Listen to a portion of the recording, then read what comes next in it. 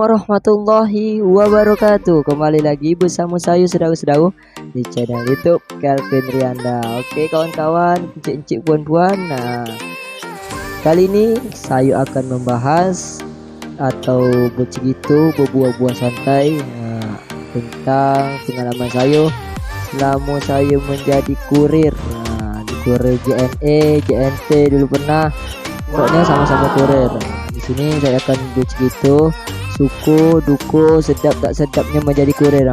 Jadi bagi kawan-kawan atau abang-abang, adik-adik yang nak menjadi kurir di ekspedisi manapun, wajib mendengar ini, wajib tahu apa aja suku dukunya, apa aja yang tak sedap dan sedapnya.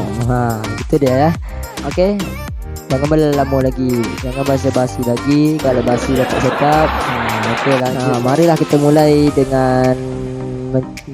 dengan bercerita pengalaman saya menjadi kurir. Sebelum kita lanjut ke videonya, jangan lupa di subscribe, like dan komen dulu kawan-kawan, supaya saya bersemangat membuat video lainnya dan video-video yang bermanfaat untuk menghibur dan video-video tentang azan atau lainnya. Oke, kita mulai dari dukunya dulu lah menjadi kurir. Dari tak sedapnya menjadi kurir ini apa? Setiap kerja tu pasti ada yang tak sedapnya. Yang tak sedapnya di kurir ini yang pertama itu adalah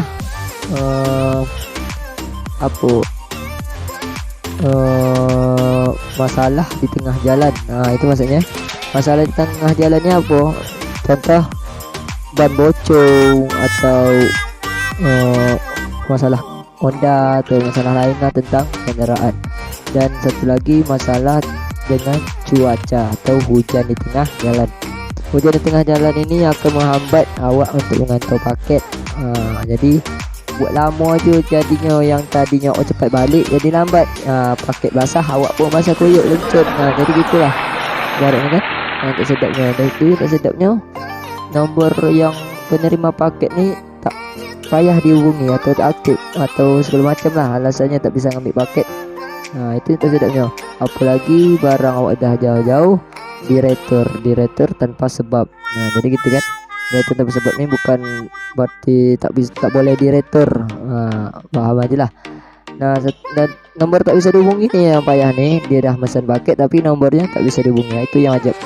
Jadi kami sebagai kurir ni minta tolong bagi kawan-kawan yang mau memesan barang atau memesan paket, mohonlah nomor HP-nya diaktifkan, atau salah satunya nomor WA atau nomor telepon diaktifkan juga ya. Itu yang tak sedap. Yang sedapnya apa? Yang suka dia apa? Yang sedapnya, yang enak, ya mantap. Itu yang sedapnya kawan-kawan. Kita dapat berjalan, berjalan-jalan setiap hari kan.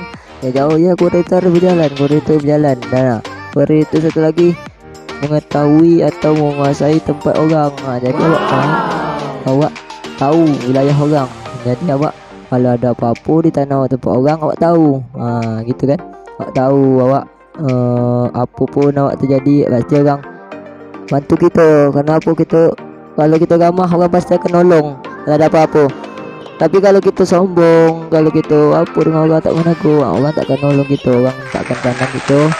Makanya kalau jadi kurir ni kita harus ramah, maksudnya harus ramah, harus saling nego, harus saling senyum, dan harus saling sapa, maksudnya saling negur sama dia. Satu lagi sedapnya juga, kita banyak dikenal orang. Bukan nak belagak, bukan nak sombong kan. Semenjak saya jadi kurir ni, saya banyak dikenal orang. Apa-apa minta tolong, alhamdulillah senang kan. Ada apa-apa, pernah dulu pengalaman saya ngantar paket di ekspedisi lain tu, ekspedisi sebelah di Sabau itu tugas tu. Ban saya bocor, itulah masalah tadi awal.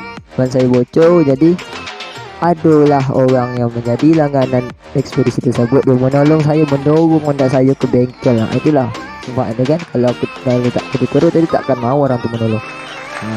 Tu awak harus ramah, orang pun akan ramah begitu sebabnya kan. Satu lagi kita ni harus kita sebagai kurir memiliki tanggungan atau tanggung jawab. Tanggung jawab apa? Selama paket tu masih sama awak atau sama kita yang hantar, dah dibawa oleh kita, maka itu tanggung jawab kita lagi, tanggung jawab kita. Jadi kalau pakai hilang, pakai campak, pakai apa, itu tanggung jawab kita lagi, tak tanggung jawab si di gudang. Soalnya kalau hilang nanti itu tanggung jawab kita. Sedapnya itulah tadi kan, dapat berjumpa dengan orang banyak, berkawan banyak, jadinya tahu tempat orang. Awak tak tahu, awak jadi yang tak tahu menjadi tahu. Itulah kawan-kawan sedapnya. Dan jadi kurir ini tak cuma ngantar paket aja, nanti kita dilatih kejujuran. Oke, kejujuran itu harus dilatih. Dan yang kedua, dan yang sedapnya lagi, ini jelas tuh kurir di masing-masing bidang nanti dikasih atau digaji sesuai dengan ekspedisi tersebut. Kalau sistem di JNE kita digaji per bulan sama nanti dapat uang atau duit bonus. Tapi yang ekspedisi lainnya tak tahulah kan, tak tahu kan. Jadi itulah tadi kan sisi sedapnya dan tak sedapnya menjadi kurir nih. Dan sisi tak sedapnya tadi ada juga yang tinggal tuh satunya. Ada pernah yang tak sedapnya barang tak sesuai sama kurir yang dimarah, kurir yang dianggap menjual. Itu yang tak sedapnya juga tadi kan. Maksudnya apa sini? Pernah udah banyak kali kejadian saya tengok di media sosial, YouTube, Facebook, TikTok, orang maki-maki kurir bertumbuk sampai apa mengancam. Itu saya dah mulai kan. Jadi kami ini kan kurir ini cuma mengantar paket bapak ibu, abang-abang, kakak-kakak, encik-encik, kawan-kawan ke rumah, bukan menjual. Kalau barang tak sesuai, kalau barangnya tak pas, terkecil, terketat, terbesar, terlonggar, itu langsung hubungi penjual. Jangan memarah kurir, jangan memaki amun kurir, karena kurir ini tak tahu apa-apa, dia tak tahu, dia tak pakai kisah. Yang penting dia ngantor sampai dah. Nanti tak antar salah, dia antar salah, jadi kan sebab salah. Jadi gitulah. Janganlah, mohon sekali lagi, kalau barang yang tak sesuai jangan dimaki-maki kurir atau mengancam-ancam kurir, karena kurir bukan penjual. Gitulah, paham aja lah. Kerjasama di bapak ibu enak, kami pun enak juga mengantar. Jadi kalau dah berlangganan nih pasti sedap ngantornya kan. Tapi kalau dah begitu maki-maki, dan kami tak pasti berat hati nih nak mengantar. Pasti nih bapak ibu nih. Ini itulah yang dapat saya sampaikan kepada kawan-kawan, kepada saudara-saudara, kakak, abang-abang. Mana tahu bermanfaat kan gitu, awak saling berbagi ilmu atau berbagi pengalaman. Yang tahu abang-abang atau bapak, bapak ada juga yang jadi kurir nih.